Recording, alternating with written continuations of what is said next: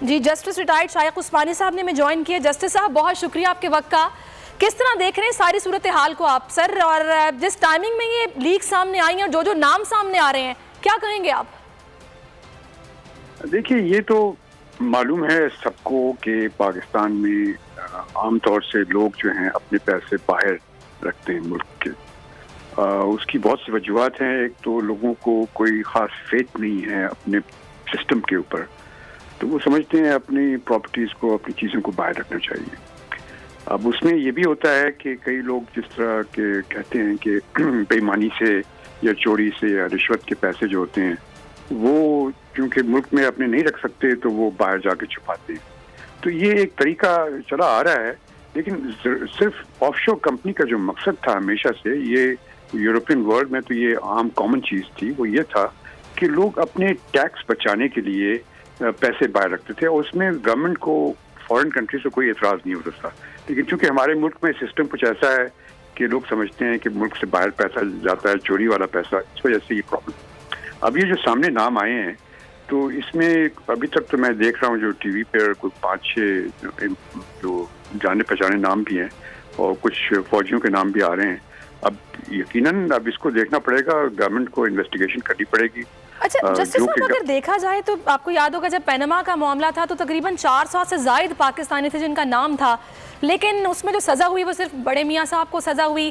ایسے اس طرح انکوائری دیکھی نہیں گئی, باقی جو نام تھے ان کو انویسٹیگیٹ ویسے نہیں کیا گیا.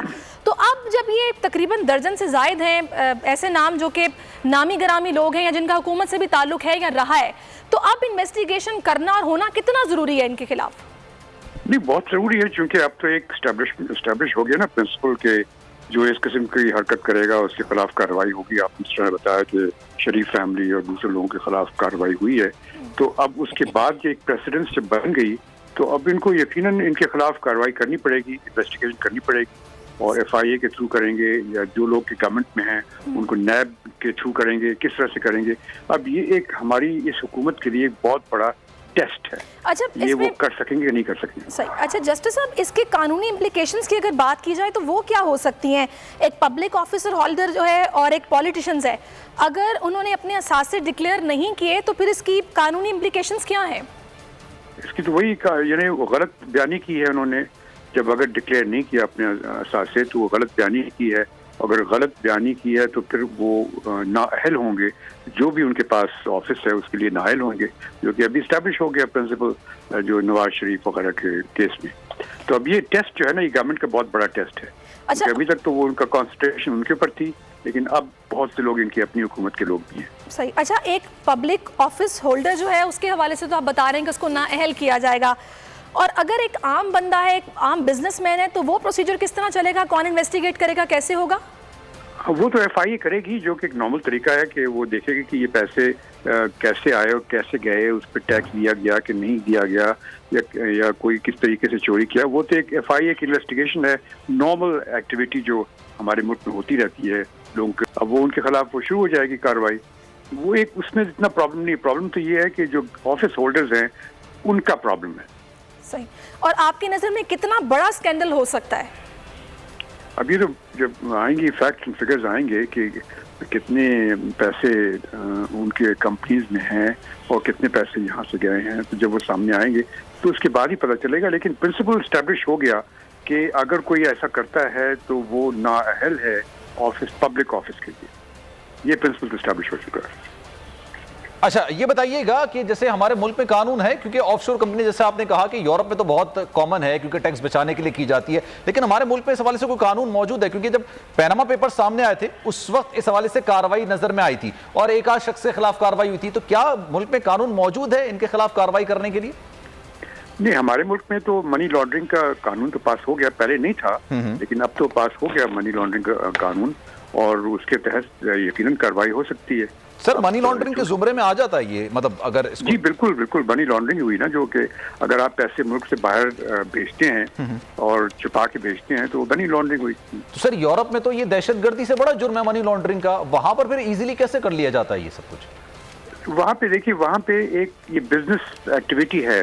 میں کئی لوگوں کو جانتا ہوں یورپ میں جو کہ انہوں نے کمپنیز بنائی ہوئی ہیں گنزی آئلینڈ میں, ادھر ادھر ہر جگہ پر बनाई हुई हैं, वो बिजनेस करते हैं, वो ओवर लुक करती है गवर्नमेंट, उसको एक्सेप्ट करती है और उसके खिलाफ कोई कार्रवाई नहीं होती। उनके यहाँ तो सही है, लेकिन हमारे मुल्क में जो कि सिस्टम दूसरा है और यहाँ पे बेईमानियाँ चोरी ज़्यादा होती है, इस वजह से उनके खिलाफ कार्रवाई होती है। अब प्रेसिडेंट भी सेट हो गया जब भी नवाज शरीफ की वजह से। अच्छा सर, लेट्स अज्यूम अगर कोई इलेक्शन लड़ने जा रहा है, पब्लिक वो ऑफिस होल्डर बनने जा रहा है, वो अपने असास से डिक्लेयर करता है इलेक्शन कमीशन ऑफ पाकिस्तान में और वहां वो इस चीज को मेंशन कर देता है अगर, तो क्या उसके बाद वो चीज लीगल हो जाती है? देखिए, अगर वो मेंशन कर देता है तो वो नाअहल नहीं होगा, क्योंकि जो प्रॉब्लम यहाँ पर है वो गलत बयानी का प्रॉब्लम है। अगर आप गलत बयानी करते हैं तो फिर आप नाअहल हो जाते हैं। अगर आपने डिक्लेयर कर दिया और हालांकि वो कानूनी तौर पे सही ना हो तो आपके खिलाफ FIA नॉर्मल इंक्वायरी करेगी और नॉर्मल जो कानूनी कार्रवाई वो आपके खिलाफ। सादिक अमीन वाला जो एक क्लॉज है वो उस पर लागू नहीं हो पाएगा, अभी कह रहे हैं? नहीं, उस पर लागू नहीं है। जी हाँ, जी नहीं। अच्छा, इसमें जस्टिस साहब ये भी बताएगा कि एक तो हमारे यहाँ एक तासुर है कि ऑफशोर कंपनी का होना दैट मीन्स कि कोई इलीगल एक्टिविटी है या फिर वो बंदा गिल्टी है। मैं इस पर्सपेक्टिव में आपसे पूछना चाहती हूँ कि ये आवाम को समझाने के लिए भी ज़रूरी है, क्योंकि आप कानून जानते हैं, ये क्या इसको इलीगल एक्टिविटी कहा जा सकता है या फिर वो बंदा गिल्टी हो सकता है या फिर नहीं, ये लीगल भी है? नहीं, देखिए, सिर्फ ऑफशोर कंपनी इस्टेब्लिश करना तो इलीगल एक्ट नहीं है। अगर आपने एक कंपनी बनाई है, $1 की कंपनी बना दी या £1 की कंपनी बना दी और उसको नाम उसका रख दिया और उसमें कोई आपने एक्टिविटी नहीं की किसी टाइप की, ना कोई पैसे आए ना कोई पैसे गए ना कोई इन्वेस्टमेंट हुई, फिर तो वो इलीगल एक्टिविटी नहीं है। वो एक गलत तरीका है, यकीनन है, लेकिन उसके खिलाफ कार्रवाई नहीं होती। तरीन साहब जो कह रहे हैं, शौकत तरीन साहब की जो मेरी जो ऑफशोर कंपनियां हैं इसके तो अकाउंट भी नहीं खुले थे, इसमें तो ट्रांजैक्शंस भी नहीं हुई, सिर्फ ऑफशोर कंपनियां बनाई गई थी, अभी इनके अकाउंट्स भी नहीं खोले गए। आपको लगता है ये लॉजिकल एक पॉइंट ऑफ व्यू हो सकता है इनका, या दुरुस्त माना जा सकता है ये? अब वो तो इन्वेस्टिगेशन जब होगी तो पता चलेगा कि ये सही कह रहे हैं कि अगर ये साबित हो जाता है हाँ उनका अकाउंट नहीं खुला था, तब ये एक्सेप्टेबल है ये? हाँ, तब उस सूरत में उनके खिलाफ ये सादिक अमीन वाली बात नहीं होगी। बाकी दूसरी कार्रवाई जो है प्रोसीजरल कार्रवाई वो यकीन हो सकती है। अच्छा, और दूसरा जस्टिस साहब, एक मेंशन करना, जैसे कि पब्लिक ऑफिस होल्डर्स की बात हो रही है कि जब एसेट्स डिक्लेयर किए तो मेंशन किया, और एक लीगल होना, ये दोनों अलग चीजें हैं। जी बिल्कुल सही है। हाँ। सही। अच्छा, मतलब अगर आप डिक्लेयर कर देते हैं, आपने बता दिया, तो उसका मतलब आप नाअहल नहीं हो सकते। अब आया वो इलीगल थी या लीगल थी, ये बात की बात इन्वेस्टिगेशन में पता चलेगा। हाँ, वो इन्वेस्टिगेशन होगी, इंक्वायरी होगी, अगर वो गलत साबित होता है तो उसके खिलाफ जो सजा होगी वो उनको होगी सजा। अच्छा, इसमें एक चीज़ ये भी है जिसपे हम देखते हैं कि अपोजिशन काफ़ी सवालात उठाती है। सिराजुल हक साहब को बार बार बात करते देखा गया है कि भाई बाकियों के खिलाफ तहकीकात क्यों नहीं हुई, तो ये वक्त की जिम्मेदारी है?